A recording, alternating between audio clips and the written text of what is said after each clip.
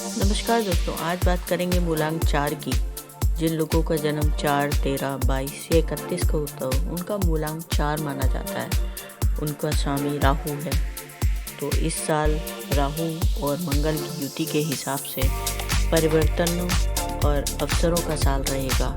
राहु के प्रभाव से कुछ अप्रत्याशित घटनाएं हो सकती हैं। 4 नंबर वालों को नई चुनौतियों का सामना करना पड़ सकता है। उनको ज़रूरत है सोच समझ के चीज़ों को आगे बढ़ाने की और लाइफ में ये देखने की कि कहीं वो उनका स्वभाव विद्रोही तो नहीं हो रहा है। आपको ये चीज़ का ध्यान रखना पड़ेगा।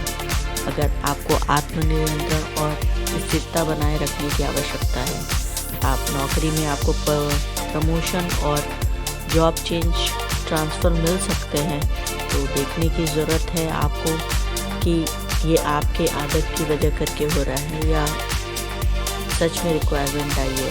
तो कोई भी निर्णय जल्दबाजी में न लें, सोच समझ कर कदम उठाएं। प्रोजेक्ट में भी और पार्टनरशिप में भी आपको अवसर मिल सकते हैं। इसके लिए ज़रूरी है कि आप अपना पूरा का पूरा एनालिसिस करें, फिर उसके अकॉर्डिंग आप अपना आंसर खोजें। इस मूलांक वालों को डिजिटल और तकनीकी क्षेत्र से जुड़े व्यवसायों को इस साल का विशेष रूप से लाभकारी हो सकता है। निवेश करने से पहले विशेषज्ञों की सलाह ले लें। आपके प्रेम जीवन में उतार और चढ़ाव रह सकते हैं, तो इसके लिए ज़रूरी है कि आप ध्यान रखें, क्योंकि कुछ गलतफहमियां भी हो सकती हैं। अपनी भावनाओं को स्पष्ट रूप से व्यक्त करें। पार्टनरों की बातों को ध्यान से सुनें। जो लोग भी वैवाहिक हैं, उनका मिश्रित परिणाम लेकर के आएगा। बहुत ज़रूरी है सामंजस्य बैठाना। अपने जीवन साथी पर विश्वास बनाए रखें और एक दूसरे के लिए सहानुभूति ज़रूर रखें। परिवार में भी समय बिताने की ज़रूरत है और उनकी समस्याओं को समझने की ज़रूरत है। स्वास्थ्य के हिसाब से थोड़ा सा ये साल सतर्कता का है। आपको सतर्क रहना पड़ेगा। अपने हेल्थ के लिए उपाय करने पड़ेंगे। मन को थोड़ा शांत रखना पड़ेगा।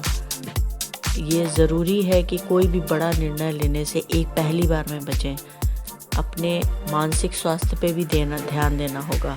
गुस्सा आ सकता है, इसके लिए बहुत ज़रूरी है कि आप अपनी चीज़ों को देखें, समझें और फिर किसी चीज़ के डिसीज़न पे पहुँचें। आप स्टूडेंट्स के लिए ये साल प्रगति का रहेगा। अपनी प्रतियोगिता की परीक्षा की तैयारी करें। कड़ी मेहनत करनी होगी। नए कौशल सीखने का मौका मिलेगा, तो इसलिए अपनी पढ़ाई पे ध्यान केंद्रित रखें और आगे की ओर सोचें। और खुद का एनालिसिस बार बार है, क्योंकि बहुत एग्रेशन हो सकता है, तो इसलिए ज़रूरी है इस चीज़ को देखना। तो ये परिवर्तन और अवसरों का साल रहेगा 2025। आपको कई चुनौतियाँ मिलेंगी, अनुभव भी आएंगे, लेकिन अगर आप सकारात्मक सोच और प्लानिंग से अपने काम करते हैं, तो आपके लिए ये बेस्ट साल हो सकता है। उपाय का पालन करिए। राहु के अशुभ प्रभाव को कम कर सकते हैं। अपने जीवन को संतुलित बना सकते हैं।